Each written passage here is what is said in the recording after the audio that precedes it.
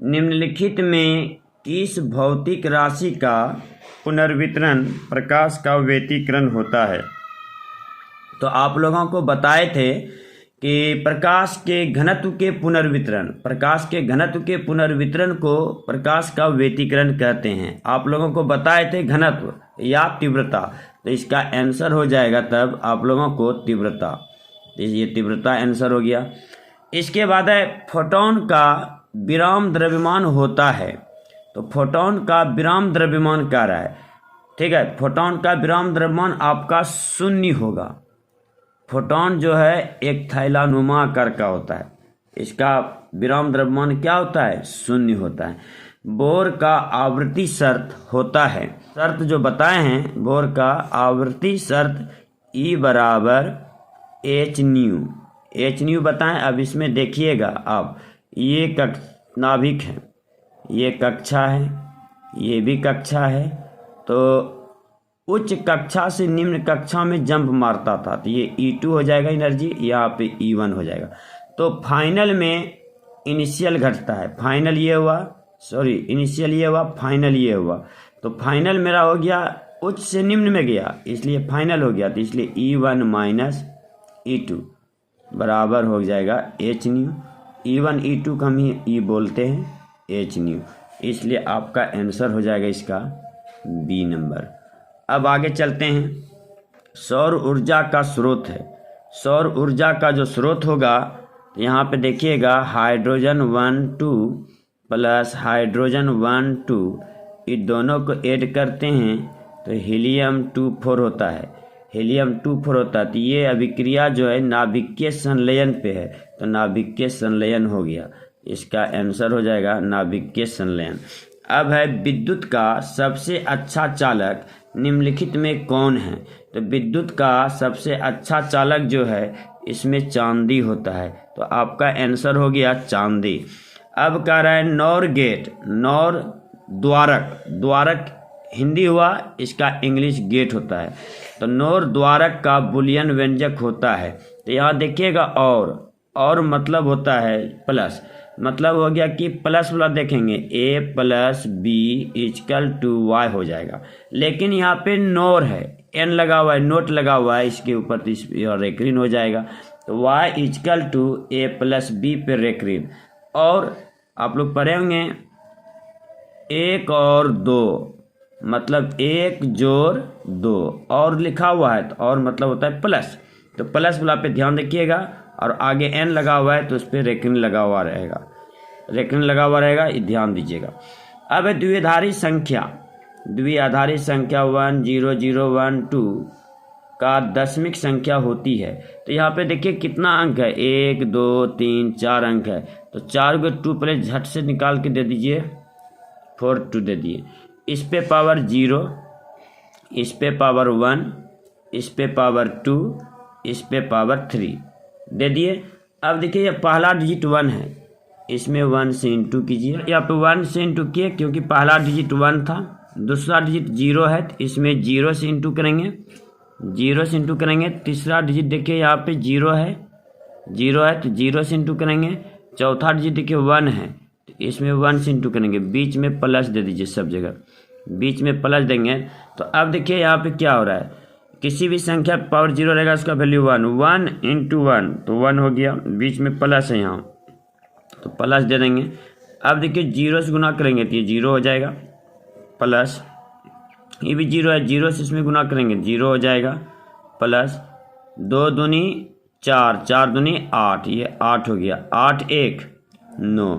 तो आपका जो है ये सी नंबर सही हो गया, अब इसके बाद देखेंगे ट्रांसफार्मर के लिए निम्नलिखित में कौन सही है? तो ट्रांसफार्मर में जो है प्रत्यावर्ती धारा रहता है, ये वाला करंट प्रत्यावर्ती धारा रहता है, तो प्रत्यावर्ती धारा को बोलते हैं अल्टरनेटिंग करंट। तो इसमें डीसी का कहीं जिक्र हो ही नहीं रहा है, डीसी का कहीं उपयोग या सेंटेंस आ ही नहीं रहा है, एसी आ रहा है। तो यहाँ पे देखिएगा यह एसी वोल्टता को बढ़ाता है, यह ट्रांसफार्मर का काम क्या है, एसी को बढ़ाएगा भी एसी को घटाएगा भी, इसलिए डी नंबर इसका आंसर हो गया। अब इसके बाद देखते हैं चुंबकीय ध्रुव प्राबल्य का एसआई मात्रक। चुंबकीय ध्रुव प्राबल्य का एसआई मात्रक होता है एम्पियर मीटर। Ampere metre. पृथ्वी के चुंबकीय ध्रुव पर नमन कोण का मान होता है। तो याद रखिएगा कि ध्रुव पर जो है 90 डिग्री होगा और विषुवत रेखा पे, अगर यहाँ पे ध्रुव के जगह पे विषुवत रेखा रहता तब 0 होता, और चुंबकीय ध्रुव या चुंबकीय ध्रुव पे कर रहा है, पृथ्वी के चुंबकीय ध्रुव पर कर रहा है नमन कोण, इसलिए 90 डिग्री, और विषुवत रेखा पे नमन कोण का आता तब होता 0 डिग्री। निर्वात की चुंबकीय प्रवृत्ति का मान होता है। तो निर्वात की चुंबकीय प्रवृत्ति का मान जो होगा आपका, ठीक है, निर्वात में चुंबकीय प्रवृत्ति 0 के बराबर होता है। चुंबकीय प्रवृत्ति किसके बराबर होता है? 0 के बराबर। चुंबकशीलता म्यू के लिए निम्नलिखित में कौन संबंध सही है? तो कौन सा संबंध सही है? एकांक तीव्रता में उत्पन्न चुंबकीय क्षेत्र को चुंबकशीलता कहते हैं, या चुंबकीय क्षेत्र और चुंबकीय क्षेत्र की तीव्रता के अनुपात को चुंबकशीलता कहते हैं। इसलिए इसका आंसर हो गया बी नंबर। अब है चुंबकीय याम्योत्तर में। चुंबकीय याम्योत्तर में पार्थिव चुंबकीय क्षेत्र बी, नमन कोण डेल, वेक्टर बी का क्षैतिज घटक बी एच और बी का उदग्र घटक बी बी हो तो निम्नलिखित में कौन सही है? तो अब इसमें देखिए, आप लोगों को आज ही सुबह बताए हैं कि ये जो है आपका क्षैतिज घटक हो गया तो बी एच, और ये जो है आपका वर्टिकल घटक हो गया बी भी, और ये जो है परिणामी चुंबकीय क्षेत्र हो गया बी। अभी दोनों को मिलाएंगे, ये दोनों को जब मिलाएंगे तो यहाँ पे हो जाएगी वर्टिकल है तो ये भी वर्टिकल हो जाएगा, ये एंगल थीटा हो जाएगा। तो यहाँ पे थीटा लीजिए या नहीं तो डेल लीजिए, ये डेल होता है। नमन कोण को हम लोग डेल से इंडिकेट करते हैं, तो यहाँ पे डेल होगा। तो del cross del equal to लेंगे तो आधार बटे, ठीक है, डेल इक्वल टू लेंगे तो ये लंब हो गया, आधार ये हो जाएगा, आधार बटे ये डेल है तो कॉस डेल बराबर लेंगे तो डेल कॉस का फॉर्मूला होता है बी बाय, देखिए इसके सामने वाला ये लंब हो गया, ये आधार हो गया, ये कर्ण हो गया। आधार जो हो गया मेरा यहाँ पे बी एच और कर्ण जो हुआ बी, तो यहाँ आप लिख सकते हैं बी एच बाय बी। तिराकुनी गुना कीजिए, तिराकुनी गुना करेंगे तो B cross del equal to B H. तो आपका ये हो गया फॉर्मूला, बी एच बराबर क्या हो गया, यहाँ देख लीजिए, बी एच बराबर बी कॉस डेल। ए नंबर हो गया सही, इसका ए नंबर हो गया। अब देखिए, विद्युत चुंबकीय तरंग के संचरण की दिशा होती है। विद्युत चुंबकीय तरंग के संचरण की दिशा होती है। अब इसमें कह रहा है ई के समांतर, वेक्टर बी के समांतर, vector B cross vector E के समांतर, इसके बाद है vector E cross vector B के समांतर। विद्युत चुंबकीय तरंग, विद्युत चुंबकीय तरंग के संचरण की दिशा होती है। तो विद्युत चुंबकीय तरंग के संचरण की दिशा होती है कह रहा है, तो इसमें 2 क्षेत्र होता है विद्युत चुंबकीय तरंग में। पहला विद्युत क्षेत्र, उसके बाद चुंबकीय क्षेत्र। तो विद्युत क्षेत्र पहले, अब देखिए विद्युत क्षेत्र और उसके बाद चुंबकीय क्षेत्र के समांतर होती है, तो इसलिए यहाँ पे डी नंबर हो गया इसका आंसर। विद्युत चुंबकीय तरंग में 2 क्षेत्र होता है, विद्युतीय क्षेत्र और चुंबकीय क्षेत्र, तो इसका आंसर कितना हो जाएगा? डी। वोल्ट मीटर मापता है। तो वोल्ट मीटर तो आप लोग जान ही रहे हैं कि विभवांतर को मापता है। वोल्ट मीटर किसको मापता है? विभवांतर को।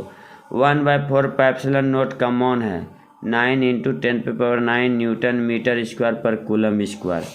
तो आपका आंसर यही हो जाएगा 9 × 10⁹ न्यूटन पर मीटर स्क्वायर पर कूलम स्क्वायर। ये नंबर। इसके बाद निम्नलिखित में कौन सही संबंध है? निम्नलिखित में कौन संबंध सही है? तो संबंध सही जो है इसको बताए थे आप लोगों को, E बराबर F/Q। कैसे बताए थे? तो यहाँ देखिए, Q आवेश देने से बल F लगता है, एकांक आवेश देने से F/Q हो जाता है। इसी को बोलते हैं विद्युत क्षेत्र की तीव्रता। तो E बराबर वेक्टर F/Q। क्यू, आपका ये हो गया आंसर सही। अब इसके बाद है विद्युत विभव बराबर होता है, तो आपको बताए थे V बराबर W/Q। कैसे बताए थे? Q आवेश देने से कार्य W हुआ, एकांक आवेश देने से W/Q हुआ, इसी को बोलते हैं विद्युतीय विभव। तो विद्युतीय विभव हो गया V बराबर, यहाँ देखिए विद्युत विभव बराबर होता है तो W/Q B नंबर हो गया। अब देखिए विद्युतीय द्विध्रुव आघूर्ण का SI मात्रक होता है, विद्युतीय द्विध्रुव आघूर्ण का SI मात्रक होता है। अब यहाँ पे SI मात्रक का है विद्युतीय द्विध्रुव आघूर्ण। विद्युतीय द्विध्रुव आघूर्ण किसको कहते हैं? इसकी लंबाई L, इसकी लंबाई L, इस पे आवेश -Q, इस पे आवेश +Q। अब लेंगे तो Q into 2L, Q into 2L को बोलते हैं विद्युतीय द्विध्रुव का आघूर्ण। आवेश का मात्रक कूलम, दूरी व दूरी का मात्रक मीटर, तो इसका आंसर हो गया कूलम मीटर। अब कह रहे 1 फैराडे बराबर होता है, तो 1 फैराडे बराबर होता है, तो 1 फैराडे बराबर कितना होगा अब ये जानना है। तो यहाँ सिंपल बात है, देख लीजिए Q बराबर CV, तो C बराबर निकालिए, C बराबर निकालेंगे Q/V। तो आवेश का मात्रक कूलम, अब वोल्ट का मात्रक ऊपर ले जाएंगे, कूलम पर वोल्ट, इसी को बोलते हैं हम लोग फैराडे। कूलम पर वोल्ट को क्या बोलते हैं? फैराडे। तो कूलम पर वोल्ट हुआ, तो यहाँ पे हो गया coulomb per volt B number, इसका आंसर B नंबर हो जाएगा। आवेशित चालक की स्थितिज ऊर्जा होती है। ऊर्जा के लिए आप लोगों को सूत्र बताए थे, U बराबर ½ CV², और फिर U बराबर ½ Q²/C, फिर एगो निकाले थे ½ Q इंटू V। 3 फार्मूला बताए थे। तो यहाँ देखिए ½ CV² दिखाई पड़ रहा है U बराबर, तो यहाँ पे ½ CV², तो ये आंसर हो गया आपका। प्रतिरोधों के समांतर क्रम में निम्नलिखित में कौन राशि समान रहती है? प्रतिरोधों के समांतर क्रम में आप लोगों को बताए थे प्रतिरोध के समांतर क्रम, ये समांतर क्रम है आप लोग का प्रतिरोध का। समांतर क्रम में बताए थे कि विभव समान रहता है, तो इसमें विभवांतर समान हो गया, ठीक है। और धारा तो इसमें I1 हो जाता है, और ये धारा हो जाता है I2। धारा तो चेंज होता है लेकिन विभव मेरा समान होता है, इसलिए विभवांतर हो गया आंसर। अब इसमें 1 हेनरी बराबर होता है, 1 हेनरी बराबर होता है 10⁻³ ये नंबर। 1 हेनरी बराबर किसके बराबर होता है? इसके बराबर होता है। रेडियो एक्टिव तत्व के लिए निम्नलिखित में कौन सही है? आयुकाल बराबर जो होता है λ/0.696931, तो यहाँ पे एवरेज है, औसत दिया गया है, इसलिए इसका A नंबर हो जाएगा आंसर। अब है निम्नलिखित में कौन सही है? अब कह रहे निम्नलिखित में कौन सही है, इसको अब हम बना के देखेंगे कौन सा सही है। तो हम इसको बनाते हैं, 1 2 3 4 गो है, 1 2 3 4। अब यहाँ 0 लिए पावर, 1 2 3 पावर लेंगे। पहला अंक 0 है, इसमें 0 से गुना कर दीजिए। दूसरा अंक जो है 0 है, इसमें भी 0 से गुना कर दीजिए। तीसरा अंक 1 है, तो इसमें 1 से गुना कर दीजिए। चौथा अंक भी 1 है, तो इसमें 1 से गुना कर दीजिए। सब में प्लस दे दीजिए, टोटल में प्लस। अब यह 8 हो गया, यहाँ 4 हो गया, यहाँ पे 0 हो गया, यहाँ भी 0 हो गया। 8 4 12 हो गया, तो ये 12 हो गया। तो देखिए ये मेरा सही है कि नहीं? 12 का ही है, इसलिए ये मेरा सही हो गया। अब बाकी बात चेक करने के मन है आप कर सकते हैं, नहीं करने के मन है तो आप लोग छोड़ सकते हैं, लेकिन ध्यान दीजिएगा। मूल गेट के लिए निम्नलिखित में कौन सही है? आप लोगों को मूल गेट बताए थे 3 गेट होते हैं, देखिए कौन कौन? और गेट, एंड गेट और नोट गेट, यही तीनों आपका मूल गेट होता है। अब देखिए ये तीनों किस में है? इसमें तो 2 है, तो नहीं होगा आंसर। इसमें भी 2 गट नहीं होगा। इसमें देख लीजिए एन गेट है, और गेट है, और गेट है, नोट गेट है, नोट गेट है, तो ए नंबर हो गया सही। निम्नलिखित में कौन आवेशित नहीं है? निम्नलिखित में कौन आवेशित नहीं है? अब इसमें देखेंगे आवेशित अल्फा कण तो भाई पॉजिटिव चार्ज होता है, इलेक्ट्रॉन नेगेटिव चार्ज होता है, बीटा कण माइनस चार्ज होता है, लेकिन इसमें फोटोन पे कोई चार्ज नहीं होता है, इसलिए इसका आंसर हो जाएगा ए नंबर। अब है कार्बन प्रतिरोध का रंग कोड में पीला रंग का मान होता है। कार्बन प्रतिरोध का रंग कोड में पीला रंग का मान होता है। पहले भी आप लोग को बताए थे कलर कोड, याद रखिएगा, B B Roy, give, very, B Roy, give by, very good wife, good wife. तो इसका वैल्यू 0, इसका वैल्यू 1, इसका 2, इसका 3, इसका 4, इसका 5, इसका 6, इसका 7, इसका 8, इसका 9 ये दिया गया है। अब इसमें देखेंगे बी से ब्लैक 0 हो गया वैल्यू, ठीक है, बी से ब्राउन 1 हो गया, आर से रेड, ओ से ऑरेंज, वाई से येलो, येलो मतलब हुआ पीला, येलो मतलब पीला हुआ, तो पीला का कलर कोड कितना है 4, यहाँ पीला रंग कर रहा था इसलिए इसका कलर कोड हो गया 4, यहाँ पे 4 है, डी नंबर इसका आंसर हो गया, डी नंबर।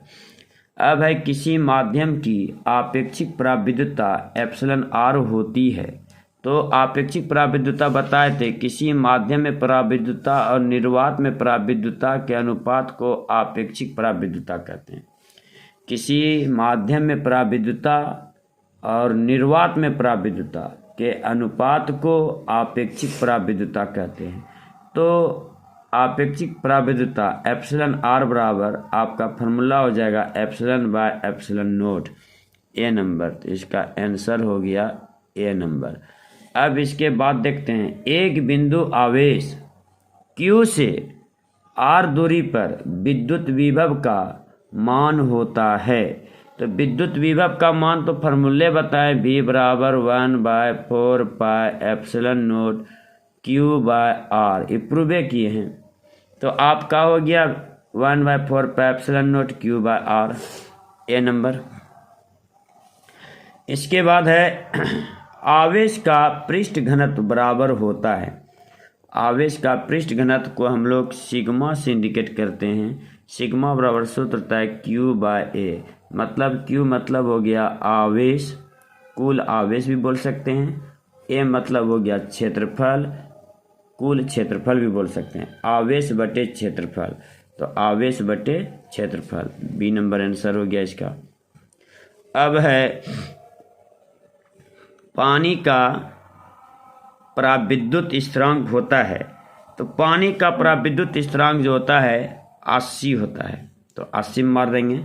दूसरा है आर त्रिज्या की पृथ्वी की विद्युत धारिता होती है।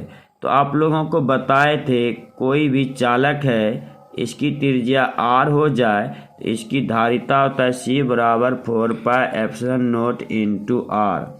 याद कीजिए, इस थ्योरी को पढ़ाए हैं।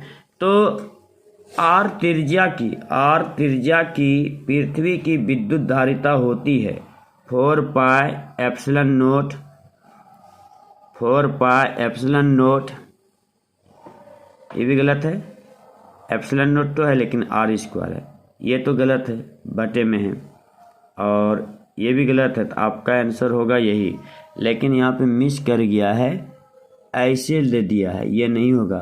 4 पाई एप्सिलॉन नोट आर, ये होगा, देख लीजिए 4 pi epsilon naught into R. अब आगे बढ़ते हैं। 1 एम्पियर बराबर होता है, 1 एम्पियर देखिए Q equal to I T होता है, I इजकल टू Q बटे T होता है। आवेश का मात्रक कूलम, समय का मात्रक सेकेंड, इसको ऊपर ले जाइए कूलम पर सेकेंड। तो कूलम पर सेकेंड नहीं भी लीजिए, कूलम सेकेंड हुआ तो कूलम और सेकेंड देख लीजिए बटे में है, कूलम और सेकेंड, यहाँ भी कूलम और सेकेंड बटे में है।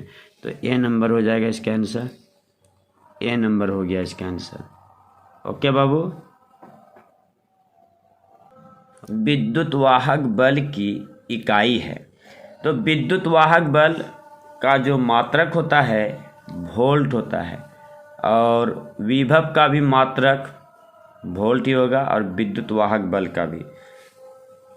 अब है औसत रंग पीला रंग के अपवर्तनांक के लिए निम्नलिखित में कौन सही है। अब निम्नलिखित में कौन सही है। अब यहाँ दिया गया है औसत रंग और पीला रंग के अपवर्तनांक के लिए निम्नलिखित में कौन सही है। तो यहाँ औसत के लिए म्यू आर प्लस म्यू भी बाई 2, इन दोनों को जोड़ के 2 से भाग देंगे तो पीला रंग के लिए निकल जाएगा आपका ए नंबर। तो यहाँ देखो, औसत निकालने के लिए रेड कलर का अपवर्तनांक और वायलेट कलर का अपवर्तनांक, इन दोनों को जोड़ के 2 से भाग देंगे तो पीला रंग का अपवर्तनांक निकल जाएगा। तो औसत निकालने के लिए यही सूत्र है, तो ए नंबर हो गया। अब कह रहा है समांतर सतह वाली कांच की पट्टी की शक्ति होती है। तो समांतर सतह वाली कांच की पट्टी का शक्ति जो होगा ना, शून्य होगा। शक्ति क्या हो जाएगा, शून्य। क्यों होगा शून्य भाई, क्योंकि एक साइड पॉजिटिव है एक साइड निगेटिव है, तो क्या हो जाएगा उसकी शक्ति शून्य। अब है कोणीय वर्ण विक्षेपण बराबर होता है। तो कोणीय वर्ण विक्षेपण बराबर जो होता है आपका, कोणीय वर्ण विक्षेपण बराबर होता है, तो आप लोगों को यहाँ बताए होंगे, तो इस जगह बना देते हैं बगल में, थीटा बराबर डेल भी माइनस डेल आर होता है। इसका फॉर्मूला होता है म्यू भी माइनस 1 इंटू ए, फिर minus mu r minus 1 into a.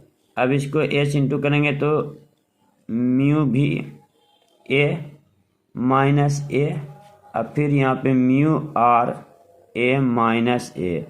अब यहाँ देखिए माइनस माइनस प्लस बन जाएगा, ये ए और ए कैंसिल हो जाएगा, कॉमन ले लेंगे तो म्यू भी माइनस म्यू आर इंटू यहाँ पे ए हो जाएगा, इंटू ए हो जाएगा। इसलिए आपका आंसर जो हो जाएगा ए नंबर में। कोणीय वर्ण विक्षेपण बराबर होता है म्यू भी माइनस म्यू आर इंटू ए। खगोलीय दूरदर्शी के लिए निम्नलिखित में कौन सही है। खगोलीय दूरदर्शी में कह रहा है कि निम्नलिखित में से कौन सही है। क्या एफओ बराबर हो सकता है एफी का, एफओ बड़ा होगा एफी से, यही आपका सही होगा। अभिदृश्यक की फोकस दूरी बड़ा होता है नेत्रिका की फोकस दूरी से, इसलिए ये केस सही हो गया मेरा। अब है हवा में एप्सिलॉन आर का मान होता है। तो हवा में एप्सिलॉन आर का मान होता है, तो हवा में कितना होगा भाई एप्सिलॉन आर का मान। हवा में एप्सिलॉन आर का मान होता है, तो हवा में जो एप्सिलॉन आर का मान होगा 1 होगा हवा में। अब यहाँ पे देखिए, विद्युत क्षेत्र में एक आवेशित कण पर लगने वाला बल का मान होता है। तो विद्युत क्षेत्र में क्या है ना, तो विद्युत क्षेत्र में एक आवेशित कण पर लगने वाला बल का मान होगा, तो E बराबर फार्मूले होता है F/Q। तो F बराबर निकालेंगे EQ, F बराबर EQ हो जाएगा। तो EQ देखिए कहाँ पे है, ए नंबर में है, ए नंबर इसका सही हो जाएगा। अब है चित्र ए में, चित्र ए और बी के बीच समतुल धारिता है। चित्र में ए और बी के बीच समतुल्य धारिता है। अब देखिए यहाँ पे एगो यहाँ पे है, एगो यहाँ पे। ये किस क्रम में है आपको ये ढूंढना है कि ये किस क्रम में है।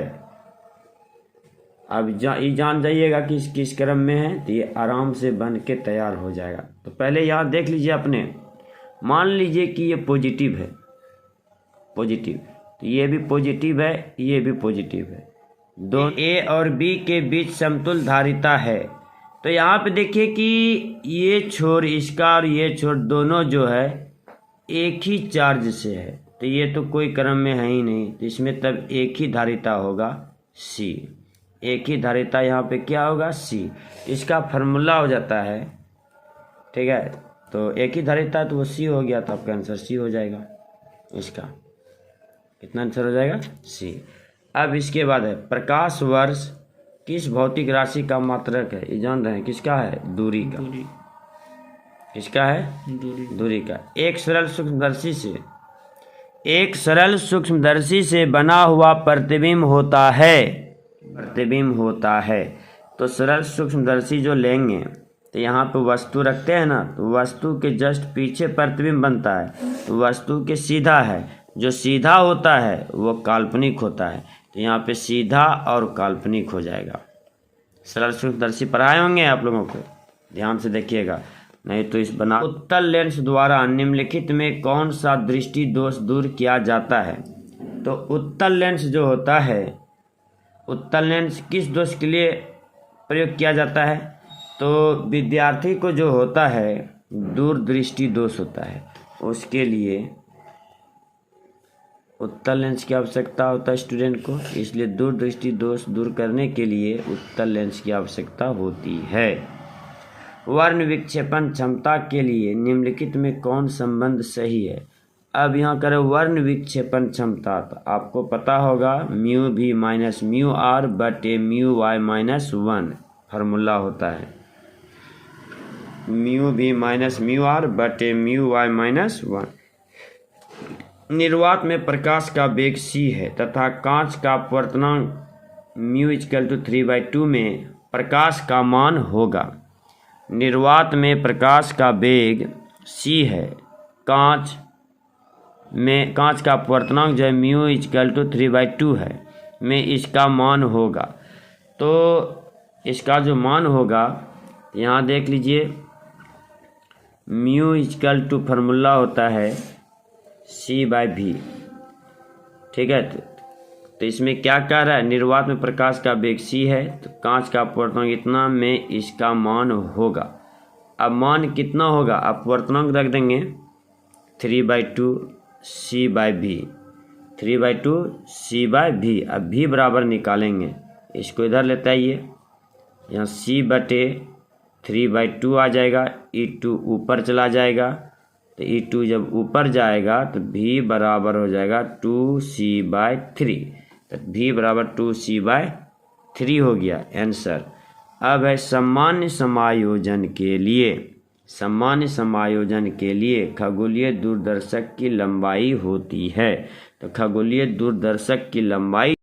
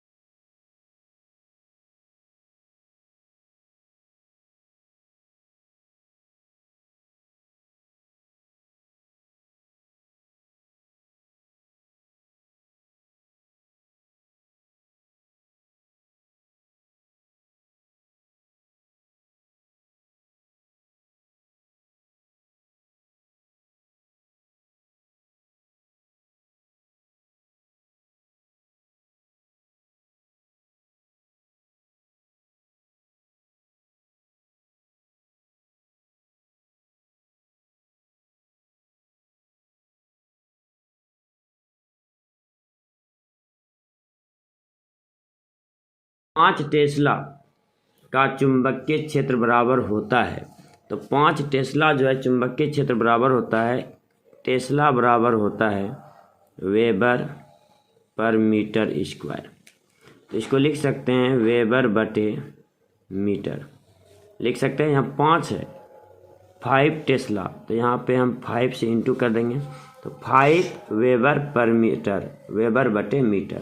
तो 5 गुना वेबर पर मीटर, कहाँ गया, वेबर पर मीटर स्क्वायर होता है, मीटर स्क्वायर, तो यहाँ मीटर स्क्वायर देंगे, वेबर पर मीटर स्क्वायर।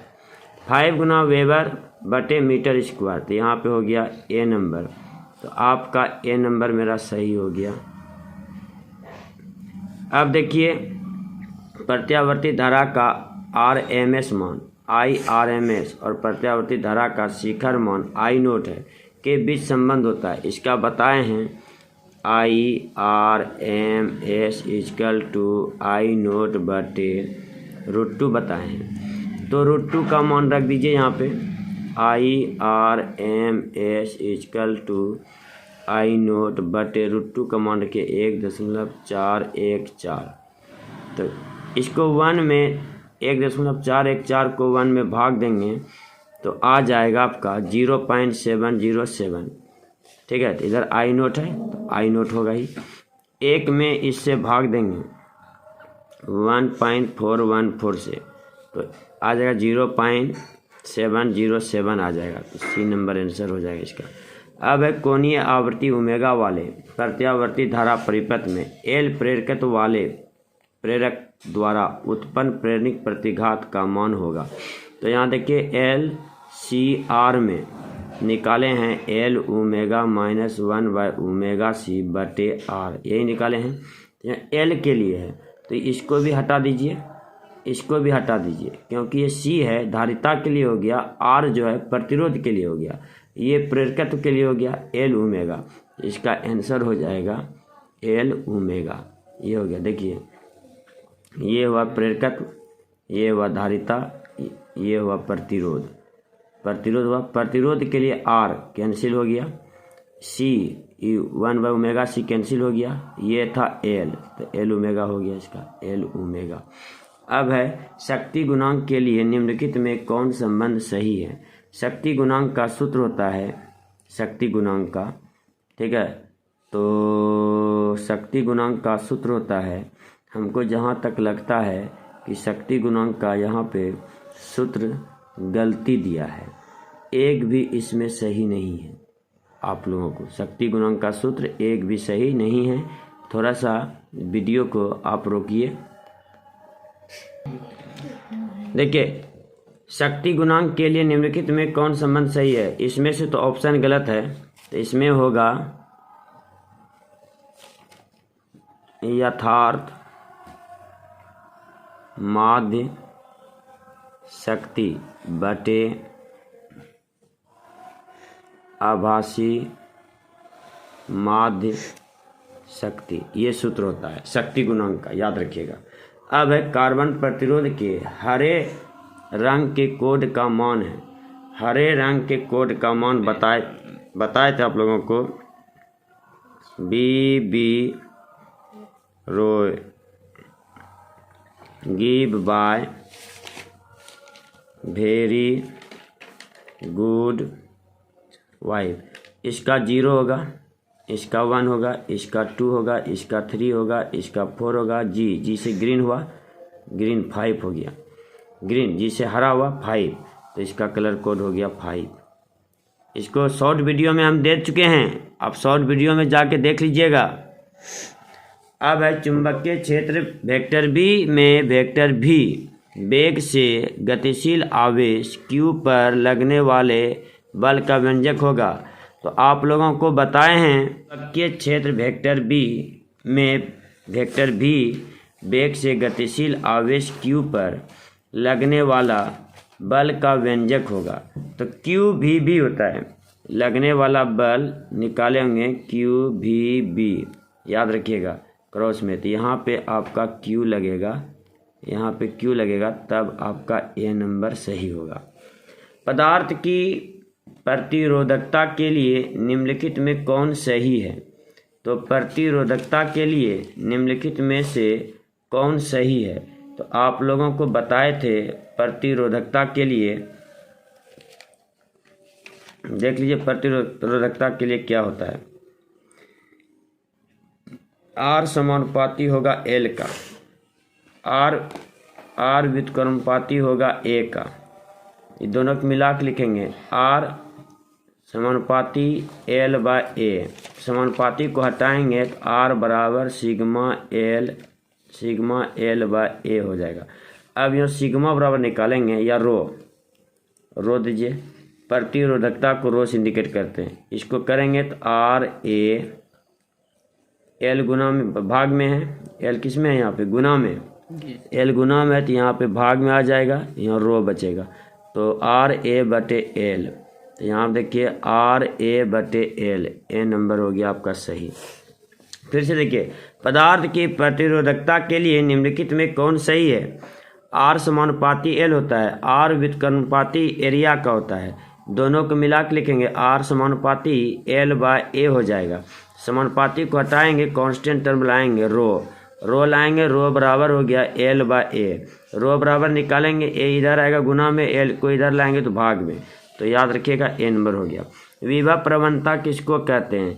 dV/dx को विभव प्रवणता कहते हैं, dV/dx को विभव प्रवणता कहते हैं। तो ये C नंबर हो गया आंसर। विद्युत फ्लक्स का एसआई मात्रक क्या है। तो विद्युतीय फ्लक्स का एसआई मात्रक देखिए यहाँ पे फाई बराबर E/dA, इसका न्यूटन पर कूलम होता है विद्युत क्षेत्र की तीव्रता का, और ये मीटर स्क्वायर, न्यूटन पर कूलम मीटर स्क्वायर। तो यहाँ पे तो दिया नहीं गया है न्यूटन पर कूलम मीटर स्क्वायर। दूसरा इसका होता है वोल्ट मीटर, तो दूसरा मात्रक दिया गया है यहाँ पे वोल्ट मीटर। इसका दो मात्रक बताए थे, तो दूसरा मात्रक है वोल्ट मीटर, तो वोल्ट मीटर आंसर हो गया। कैसे हुआ देखिए, न्यूटन पर कूलम, एक मीटर यहाँ दीजिए, इसका होता है वोल्ट, 1 मीटर बचा है तो वोल्ट मीटर हो गया, तो इसलिए वोल्ट मीटर आंसर हो गया। संबंध Q बराबर NE में निम्नलिखित में कौन n का मान संभव नहीं है। n का मान कौन इसमें से संभव नहीं है। तो इसमें जो है आपका 4.2 होगा, इसमें आंसर जो हो जाएगा 4.2, ठीक है 4.2 हो गया। इसमें संभव नहीं है क्योंकि n का मान 1 2 3 4 5 6 होता है, 100 तक जा सकता है, लेकिन 4.2 नहीं होगा। एक समांतर पट्टिका संधारित्र की धारिता के लिए निम्नलिखित में कौन सही है। तो समांतर पट्टिका के लिए जो आप लोगों को निकाले हैं, ठीक है, इसका व्यंजक जो निकाले हैं धारिता के लिए समांतर पट्टिका में, तो देखिए समांतर पट्टिका में क्या निकाले थे धारिता के लिए। तो इसमें जो सही जो होता है ε0 A/d, धारिता के लिए निकाले हैं फार्मूला C बराबर, देख लीजिएगा समांतर पट्टिका में C बराबर निकाले हैं ε0 A/d। तो अगला आप चलते हैं, विद्युत परिपथ की शक्ति होती है। तो विद्युत परिपथ की शक्ति जो होती है, तो शक्ति बराबर बताएं आप लोग को, P बराबर एगो IV, दूसरा V²/R। याद रखिए P बराबर सूत्र बताए हैं, विद्युत परिपथ की शक्ति होती है P बराबर IV और P बराबर V²/R। अब यहाँ पे देख लीजिए कौन सा सही है, यहाँ पे आपका C नंबर सही है, ठीक है, C नंबर आपका यहाँ पे सही हो गया। इसके बाद देखिए आगे धारितीय प्रतिघात होता है। अब यहाँ देखिए अभी बताए थे LCR में बताए थे, क्या बताए थे, ये हुआ L, ये हुआ C, ये हुआ R। इसमें बताए थे L⍵1/⍵c/R। अब यह देखिए किसके लिए कर रहा है, धारिता के लिए कर रहा है। धारिता मतलब C वाले को रहने देंगे, इस सबको हटा देंगे तो 1/⍵c हो जाएगा। तो 1/⍵c यहाँ पे है, D नंबर, इसका D नंबर आंसर हो गया। अब देखिए इसमें कह रहा है अल्फा 6 निम्नलिखित में कौन निरूपित करता है। एक अल्फा कण निकलने से परमाणु भार में 4 की कमी, अब परमाणु संख्या में 2 इकाई की कमी होती है, तो यही आपका आंसर हो गया A नंबर। एक अल्फा कण निकलने से किसी भी तत्व के परमाणु भार में 4 इकाई की कमी और परमाणु संख्या में 2 इकाई की कमी होती है, तो आपका A नंबर आंसर हो गया। अब निम्नलिखित में कौन मौलिक कण नहीं है। निम्नलिखित में कौन मौलिक कण नहीं है? मौलिक कण होता है, देखिए पेन बताए थे, PEN, पेन। P से प्रोटॉन, E से इलेक्ट्रॉन, N से न्यूट्रॉन। तो न्यूट्रॉन है, प्रोटॉन भी है, इलेक्ट्रॉन भी है, तो अल्फा कण इसमें है नहीं, अल्फा कण इसका आंसर हो जाएगा। निम्नलिखित में कौन मौलिक कण नहीं है? तो अल्फा कण। अब है टीवी प्रसारण के लिए निम्नलिखित में कौन आवृत्ति प्रास है? तो मेगा हर्ट्ज वाला होता है, 30 से 300 मेगा हर्ट्ज होता है इसका आंसर। 30 से 300 के बीच मेगा हर्ट्ज के बीच होता है टीवी प्रसारण के लिए, तो याद रखिएगा इसका टीवी प्रसारण का। इसके बाद छिन्नता को मापने के लिए निम्नलिखित में कौन मात्रक सही है? छिन्नता को मापने के लिए कह रहा है। ओम देखिए प्रतिरोध को मापता है, एम्पियर देखिए धारा को मापता है, वोल्ट जो है विभव को मापता है। तो छिन्नता को मापने वाला कौन आ गया? डेसिबल आ गया, डेसिबल हो गया इसका आंसर। एक पी प्रकार अर्धचालक होता है, पी से पॉजिटिव होता है तो धनावेशित हो गया, एन रहता तो निगेटिव हो जाता तो धनावेशित हो गया इसका आंसर। हाइड्रोजन परमाणु में इलेक्ट्रॉन की न्यूनतम कक्षीय कोणीय संवेग होता है, तो कोणीय संवेग जो होता है आप लोगों को प्रूव किए हैं। हाइड्रोजन परमाणु में इलेक्ट्रॉन की न्यूनतम कक्षीय कोणीय संवेग होता है, तो कोणीय संवेग जो होता है आप लोग को पढ़ाए हैं कोणीय संवेग, तो n गुना h/2 पाई का पूर्ण गुणज होता है। क्या बताएं? n गुना h/2 पाई का पूर्ण गुणज। तो कोणीय संवेग में क्या हो गया? h/2 पाई, तो h/2 पाई आंसर हो गया। दाता अपद्रव्य परमाणु की संयुक्ता होती है, दाता अपद्रव्य परमाणु की संयुक्ता होती है जो देता है। जैसे देखो इनिडियम के बाह्यतम कक्षा में 3 होगा, तो ये दे पाएगा? नहीं दे पाएगा, क्योंकि एक इलेक्ट्रॉन की कमी ही है। जर्मेनियम अगर जुटेगा तो चारों तरफ अगर जर्मेनियम जुटता है, एक इलेक्ट्रॉन की कमी है, तो ये दाता परमाणु नहीं हुआ। तो आर्सेनिक, ठीक है। अब देखो यहाँ पे मिलाते हैं, इसके बाह्यतम कक्षा में 5 इलेक्ट्रॉन होता है, 1 2 3 4 5, तो एक इलेक्ट्रॉन ये दे सकता है। तो कह रहे दाता अपद्रव्य परमाणु की संयोजकता होती है, तो संयोजकता कितना होती है इसमें देख लीजिए, 5 है, इसका आंसर हो जाएगा 5। इसका आंसर कितना हो जाएगा?